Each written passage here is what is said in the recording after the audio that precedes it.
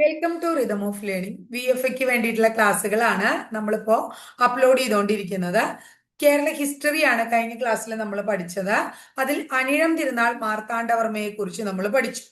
ഇന്ന് നമ്മൾ പഠിക്കാൻ പോകുന്നത് കാർത്തിക തിരുനാൾ രാമവർമ്മയെ കുറിച്ചും അദ്ദേഹത്തിന്റെ പ്രശസ്തരായിട്ടുള്ള രണ്ട് മന്ത്രിമാരായിട്ടുള്ള രാജാ കേശവദാസിനെയും അയ്യപ്പൻ മാർത്താണ്ഡൻ പിള്ള തുടങ്ങിയ രണ്ട് വ്യക്തികളെ കുറിച്ചുമാണ്. അപ്പൊ അതില് കാർത്തിക തിരുനാൾ ട്ടോ, കാർത്തിക തിരുനാളിനെ കുറിച്ചാ പഠിക്കണേ. കാർത്തിക തിരുനാൾ ആരാണ്? രാമവർമ്മയാണ്. കാർത്തിക തിരുനാൾ രാമവർമ്മ തിരുവിതാംകൂർ ഭരിച്ചത് 1758 മുതൽ 1798 വരെയാണ്. ആധുനിക തിരുവിതാംകൂർ ഏറ്റവും കൂടുതൽ കാലം ഭരിച്ചത് ആരാണ്? കാർത്തിക തിരുനാളാണ്. 58 മുതൽ 98 വരെ എന്ന് പറയുമ്പോൾ 40 വർഷത്തോളം ഇദ്ദേഹം നമ്മുടെ തിരുവിതാംകൂർ ഭരിക്കുകയുണ്ടായി എന്ന് മനസ്സിലാക്കാം. മാർത്താണ്ഡവർമ്മയുടെ മരുമകനാണ്. അതായത് നമ്മൾ മുമ്പ് അനിഴം തിരുനാളിനെ കുറിച്ച് പഠിച്ചു. അദ്ദേഹത്തിന്റെ മരുമകനാണ്, മരുമക്കത്തായാണ് നിലനിന്നിരുന്നത്. അപ്പൊ മരുമകനായിട്ടുള്ള കാർത്തിക തിരുനാൾ രാമവർമ്മയാണ് ഇദ്ദേഹത്തിന്റെ പിൻഗാമിയായിട്ട് വരണേ. ഇദ്ദേഹത്തിനെ ബഹുമാനപൂർവം പലരും പല പേരിൽ വിളിച്ചിരുന്നു. എങ്ങനെയാ വിളിച്ചിരുന്നേ? ധർമ്മരാജ എന്ന പേരിൽ വിളിച്ചിരുന്നു. അതുപോലെ തന്നെ കിഴവൻ രാജ എന്നും ഇദ്ദേഹം അറിയപ്പെട്ടിരുന്നു. അപ്പൊ ധർമ്മരാജ, കിഴവൻ രാജ എന്നൊക്കെ അറിയപ്പെട്ടിരുന്നത് ആരാണ്? നമ്മുടെ ഈ കാർത്തിക തിരുനാൾ രാമവർമ്മയാണ് എന്നോർക്കുക. കഴിഞ്ഞ ദിവസം ടീച്ചർ പറയണ്ടായി 1766 രണ്ടാമത്തെ തൃപ്പടിദാനം നടത്തി അല്ലെ. രണ്ടാമത്തെ തൃപ്പടിദാനം നടത്തിയത് ആരാണ്? കാർത്തിക തിരുനാൾ രാമവർമ്മയാണ് എന്ന് മനസ്സിലാക്കാം. ഇദ്ദേഹം തിരുവിതാംകൂർ ഭരിച്ചിരുന്ന സമയത്ത് അദ്ദേഹത്തിന്റെ തലസ്ഥാനം അദ്ദേഹം എങ്ങോട്ട് മാറ്റി? തിരുവനന്തപുരത്തേക്ക് മാറ്റി. മുമ്പ് എവിടെയായിരുന്നു? പത്മനാഭപുരമായിരുന്നു തലസ്ഥാനം.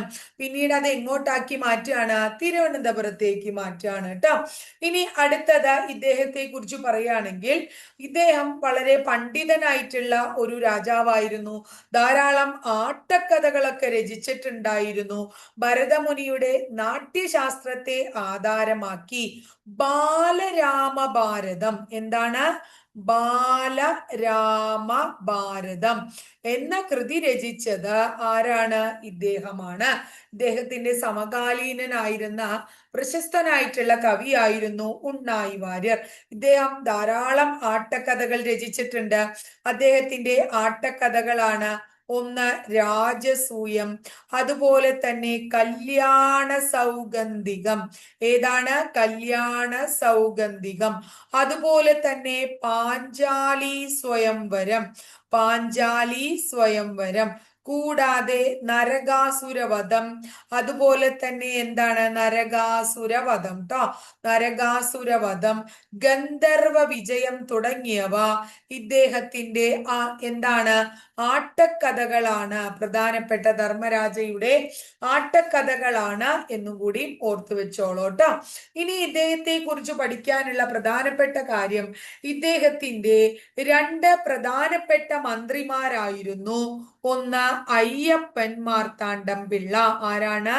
അയ്യപ്പൻ മാർത്താണ്ഡൻ പിള്ള ഒരു മന്ത്രിയായിരുന്നു ഇദ്ദേഹത്തിന്റെ. അടുത്തത് നമുക്ക് എല്ലാവർക്കും പരിചയമുള്ള വ്യക്തിയാണ്.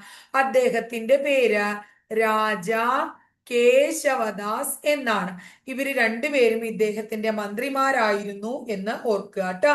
ഇനി ഹൈദരാലി, അതുപോലെ തന്നെ ടിപ്പു തുടങ്ങിയവർ, ഹൈദരാലിയും അതുപോലെ തന്നെ ടിപ്പുവും പല പ്രാവശ്യമായിട്ട് എന്താക്രമിക്കുകയുണ്ടായി? തിരുവിതാംകൂർ ആക്രമിക്കുകയുണ്ടായി. ആ തിരുവിതാംകൂർ ആക്രമണ കാലത്ത് ആരായിരുന്നു തിരുവിതാംകൂർ ഭരണാധികാരി? നമ്മുടെ ധർമ്മരാജയായിരുന്നു. മധ്യ കേരളത്തില് മൈസൂർ പടയുടെ ആക്രമണം ഒക്കെ തടയാൻ മധ്യ കേരളത്തിൽ ഇദ്ദേഹം നെടുംകോട്ട പണി കഴിപ്പിച്ചു. എന്താണ്? നെടുംകോട്ട പണി കഴിപ്പിച്ചു എന്ന് ഓർത്തു വെക്കുക കേട്ടോ. അതുപോലെ തന്നെ 1795 തിരുവിതാംകൂറും അതുപോലെ ഇംഗ്ലീഷ് ഈസ്റ്റ് ഇന്ത്യ കമ്പനിയുമായി അദ്ദേഹം എന്ത് നടത്തുകയുണ്ടായി? ഒരു ഉടമ്പടിയൊക്കെ നടത്തുകയുണ്ടായി. എന്താണ്? ഒരു ഉടമ്പടിയൊക്കെ നടത്തുകയുണ്ടായി എന്നും കൂടി ഓർത്തു വയ്ക്കുക. ഇദ്ദേഹം 1795 നെടുങ്കോട്ട കെട്ടിയിട്ട് 1798 ടിപ്പു സുൽത്താൻ നെടുങ്കോട്ട ആക്രമിക്കുകയും ചെയ്തു എന്ന് ഓർക്കണം.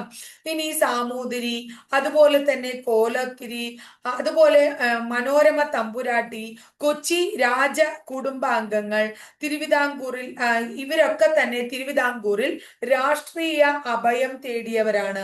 ഈ ഹൈദരാലിയുടെയും ടിപ്പുവിന്റെയും ഒക്കെ ആക്രമണം ഉണ്ടായിപ്പോ ആരൊക്കെയാണ്? ഒന്ന് സാമൂതിരി സാമൂതിരി, അതുപോലെ തന്നെ കോലത്തിരി കോലത്തിരി, അതുപോലെ തന്നെ മനോരമ തമ്പുരാട്ടി. ആരാണ്? മനോരമ തമ്പുരാട്ടി. അതുപോലെ എന്താണ്? കൊച്ചി രാജകുടുംബാംഗങ്ങൾ. ഇവരൊക്കെ അഭയം തേടിയിട്ടുണ്ടായിരുന്നു ഇദ്ദേഹത്തിന്റെ അടുത്ത് എന്ന് ഓർത്തു വയ്ക്കുക കേട്ടോ. ഇനി അതുപോലെ തന്നെ ഇദ്ദേഹം ധാരാളം ഇദ്ദേഹം എന്താ പറയാ മറ്റു മതത്തിലുള്ള ആൾക്കാരെയും കുറേയധികം സഹായിച്ചിട്ടുണ്ട് എന്നാണ് നമ്മൾ മനസ്സിലാക്കണത്. അതുകൊണ്ട് തന്നെ റോമിലെ പോപ്പിന്റെ മറ്റ് മത അനുയായികളെ ഇദ്ദേഹം സേവിച്ചു എന്നുള്ളത് കൊണ്ട് റോമിലെ പോപ്പിന്റെ എന്താ കത്ത്, പ്രശംസ അർഹിക്കുന്ന ഒരു കത്തും ആർക്ക് ലഭിച്ചിട്ടുണ്ട്? നമ്മുടെ ധർമ്മരാജയ്ക്ക് ലഭിച്ചിട്ടുണ്ട് എന്ന് മനസ്സിലാക്കാം. ഇനി അടുത്തത്, ഡച്ചുകാരിൽ നിന്ന് ഇദ്ദേഹം കൊടുങ്ങല്ലൂർ കോട്ട, ഡച്ചുകാരിൽ നിന്ന് കൊടുങ്ങല്ലൂർ കോട്ടയും അതുപോലെ തന്നെ പള്ളിപ്പുറം കോട്ടയും. ഏതാണ്? പള്ളിപ്പുറം കോട്ടയും ധർമ്മരാജാവ് വിലക്ക് വാങ്ങിയിട്ടുണ്ടായിരുന്നു എന്നും കൂടി ഓർത്തു വയ്ക്കുക. ഇനി തൃശ്ശൂരുള്ളതാണ് കിഴക്കേ കോട്ട. എന്താണ്? കിഴക്കേ കോട്ട. അതുപോലെ തന്നെ പടിഞ്ഞാറേ കോട്ട. എന്താണ്? പടിഞ്ഞാറേ കോട്ട. ഈ കിഴക്കേ കോട്ട, പടിഞ്ഞാറേ കോട്ട ഒക്കെ പണി പൂർത്തിയാക്കുമ്പോൾ തിരുവിതാംകൂർ രാജാവ് ആരായിരുന്നു? ധർമ്മരാജാവായിരുന്നു. അതുപോലെ തിരുവിതാംകൂർ രാജാവ് നമ്മുടെ പറവൂർ എന്ന് പറയുന്ന സ്ഥലം, ഇന്ന് എറണാകുളം ജില്ലയുടെ ഭാഗമായിട്ടുള്ള പറവൂരും അതുപോലെ തന്നെ ആലങ്ങാടും ഒക്കെ എന്താണ്? തിരുവിതാംകൂറിനോട് കൂട്ടിച്ചേർത്ത ഭരണാധികാരിയും ആരന്നെയാണ്? ഇദ്ദേഹം തന്നെയാണ്. ഇനി കർണാടക സംഗീതത്തിലെ സപ്തസ്വരങ്ങൾ കേൾപ്പിക്കുന്ന പ്രത്യേക കൽത്തൂണുകളോട് കൂടിയ കുലശേഖര മണ്ഡപം അത് 1000 കൽമണ്ഡപം എന്നും അറിയപ്പെടുന്നു. അത് പത്മനാഭസ്വാമി ക്ഷേത്രത്തിലെ 1000 കൽമണ്ഡപം അല്ലെങ്കിൽ കുലശേഖര മണ്ഡപം പണി കഴിപ്പിച്ച ഭരണാധികാരി ഇദ്ദേഹമാണ്. അതിന്റെ പ്രത്യേകത എന്താ? അതായത് കർണാടക സംഗീതത്തിലെ സപ്തസ്വരങ്ങൾ കേൾക്കാം എന്നുള്ളതാണ് അതിന്റെ പ്രത്യേകത. ഇനി അടുത്തത്, കൊച്ചിയും തിരുവിതാംകൂറുമായിട്ട് നടന്നിട്ടുള്ള ശുചീന്ദ്രം ഉടമ്പടി. എന്താണ്? ശുചീന്ദ്രം ഉടമ്പടി. വർഷം എന്നാണ്? 1762. ആരൊക്കെ തമ്മിലാണ്? കൊച്ചിയും അതുപോലെ തന്നെ തിരുവിതാംകൂറും തമ്മിലാണ് ഈ ഉടമ്പടി നടന്നത്. കൊച്ചിയും തിരുവിതാംകൂറും തമ്മിൽ നടന്ന ശുചീന്ദ്രം ഉടമ്പടി സമയത്ത് തിരുവിതാംകൂർ ഭരിച്ചിരുന്ന രാജാവ് ആര് എന്ന് ചോദിച്ചാൽ ധർമ്മരാജയുടെ പേര് നമ്മൾ പറയണം. ക്ലിയർ ആയില്ലേ? ഇനി അടുത്തത്, ഇത് 1762 കൊച്ചിയിലെ കേരളവർമ്മ രാജാവ്. കൊച്ചിയിലെ ആരാണ്? കേരളവർമ്മ രാജാവ് തിരുവനന്തപുരം സന്ദർശിക്കുകയും ശുചീന്ദ്രം ക്ഷേത്രത്തിൽ വെച്ച് അയ്യപ്പൻ മാർത്താണ്ഡ പിള്ളയുടെയും പാലിയത്ത് കോമി അച്ഛന്റെയും സാന്നിധ്യത്തിൽ സന്ധി അംഗീകരിക്കുകയുമായിരുന്നു. അപ്പൊ കൊച്ചിയിലെ കേരളവർമ്മ രാജാവാണ് എവിടെ വരണത്? ശുചീന്ദ്രത്ത് വരണത് എന്ന് മനസ്സിലാക്കാം. അങ്ങനെ ശുചീന്ദ്രത്ത് ഇദ്ദേഹം വന്നു. നമ്മൾ നേരത്തെ പറഞ്ഞ അയ്യപ്പൻ മാർത്താണ്ഡം പിള്ള എന്ന് പറയുന്ന മന്ത്രിയും പാലിയത്തച്ഛന്റെയും സാന്നിധ്യത്തിൽ സന്ധി അംഗീകരിക്കുകയാണ്. ഈ സന്ധിയെ തുടർന്ന് അയ്യപ്പൻ മാർത്താണ്ഡം പിള്ളയുടെ ഡിലനോയുടെയും നേതൃത്വത്തിൽ തിരുവിതാംകൂർ സൈന്യം സാമൂതിരിക്കെതിരായി യുദ്ധം ചെയ്തു. എന്താണ് ഈ ശുചീന്ദ്രം ഉടമ്പടിയുടെ പ്രത്യേകത? ഈ ഉടമ്പടിയെ തുടർന്ന് അയ്യപ്പൻ മാർത്താണ്ഡം പിള്ളയുടെയും ഡിലനോയിയുടെയും ഡച്ചുകാരനായ ഡിലനോയുടെയും നേതൃത്വത്തിൽ തിരുവിതാംകൂർ സൈന്യം സാമൂതിരിക്കെതിരായി യുദ്ധം ചെയ്യാണെന്നും കൂടെ ഓർക്കാം. ഇനി അടുത്തത് നമ്മൾ രാജാ കേശവദാസിനെ കുറിച്ചാ പഠിക്കണത്. നമ്മൾ ദിവാൻ എന്ന് പറയുന്ന വിളിപ്പേര് കേട്ടിട്ടുണ്ട്. ആ ദിവാൻ എന്ന സ്ഥാനപ്പേര് സ്വീകരിച്ച ആദ്യത്തെ തിരുവിതാംകൂർ ദളവ, ആദ്യം ദളവയായിരുന്നു. ദിവാൻ എന്ന സ്ഥാനപ്പേര് സ്വീകരിച്ച ആദ്യ ദളവയാണ് ആര്? രാജാ കേശവദാസ്. അദ്ദേഹത്തിന്റെ ശരിക്കുള്ള പേര് കേശവപിള്ള എന്നതാണ്. കേശവപിള്ള എന്നതാണ്. എപ്പോഴും പരീക്ഷയ്ക്ക് ചോദിക്കാറുള്ളത് വലിയ ദിവാൻജി എന്ന പേരിൽ അറിയപ്പെട്ടിരുന്നത് ആര് എന്നാണ്. രാജാ കേശവദാസ് ആണ്. ഇനി 1773 സമഗ്രമായ ഒരു റവന്യൂ സർവേ ഇദ്ദേഹത്തിന്റെ നേതൃത്വത്തിൽ നടത്തുകയും ഭൂമിയുടെ മേലുള്ള അവകാശങ്ങളെ തരംതിരിക്കുകയും ചെയ്തു. ഇനി ഇദ്ദേഹമാണ് ചാലക്കമ്പോളത്തിന്റെ ശില്പി. അപ്പൊ ചാലക്കമ്പോളം നിർമ്മിച്ചതും അതുപോലെ തന്നെ ആലപ്പുഴ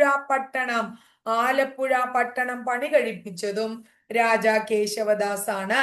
ആലപ്പുഴയിൽ ഒരു തടി ഡെപ്പോ സ്ഥാപിച്ചതും ആര് തന്നെയാണ്? രാജാ കേശവദാസ് തന്നെയാണ്. ഇനി ഇദ്ദേഹമാണ് MC റോഡിന്റെ പണി ആരംഭിച്ചത്. തിരുവനന്തപുരം മുതൽ അങ്കമാലി വരെയാണ് MC റോഡ് നീണ്ടുകിടക്കുന്നത് കേട്ടോ. വളരെ ഇമ്പോർട്ടന്റ് ആണ്, പരീക്ഷയ്ക്ക് ചോദിച്ചിട്ടുണ്ട് കേട്ടോ.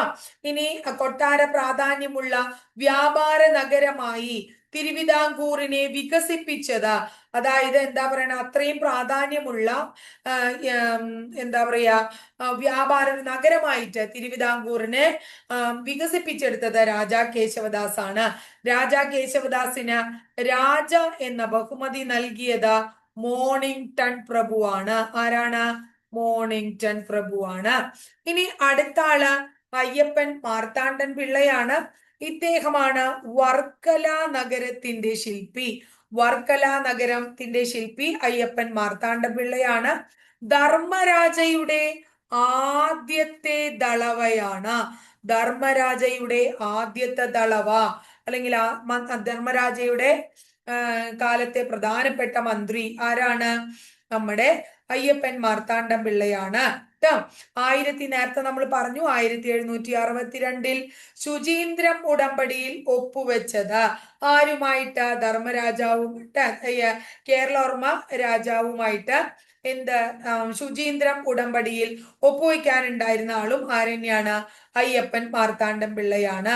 തിരുവിതാംകൂറിനെ മൂന്നായിട്ട്, ഒന്ന് തെക്കേമുഖം, എന്താണ് തെക്കേമുഖം, അതുപോലെ തന്നെ വടക്കേമുഖം, അതുപോലെ തന്നെ പടിഞ്ഞാറേമുഖം എന്നിങ്ങനെ 3 റവന്യൂ മേഖലകളായി തിരിച്ച ദളവയും ആര് തന്നെയാണ്? അയ്യപ്പൻ മാർത്താണ്ഡൻ പിള്ളയാണ്. ഇത്രയുമാണ് അയ്യപ്പൻ മാർത്താണ്ഡൻ പിള്ള, രാജാ കേശവദാസ്, കാർത്തിക തിരുനാൾ തുടങ്ങിയവരുമായിട്ട് റിലേറ്റഡ് ആയിട്ട് പഠിക്കാനുള്ളത്. അപ്പൊ പതുക്കെ പഠിച്ചു വരാം. അത് കഴിഞ്ഞതിന് ശേഷം നമുക്ക് ഈ എന്താ പറയാ കേരള ഹിസ്റ്ററി കഴിയുമ്പോൾ നമുക്ക് അതുമായിട്ട് റിലേറ്റഡ് ആയിട്ടുള്ള മോക്ക് ടെസ്റ്റുകൾ ചെയ്യാം. അതിനുശേഷം കേരളം ഭരണവും ഭരണ സംവിധാനങ്ങളും അങ്ങനെ ഓരോ ഭാഗങ്ങൾ, ബാക്കിയുള്ള ഭാഗങ്ങളൊക്കെ ഭംഗിയായിട്ട് നമുക്ക് പൂർത്തിയാക്കാം കേട്ടോ.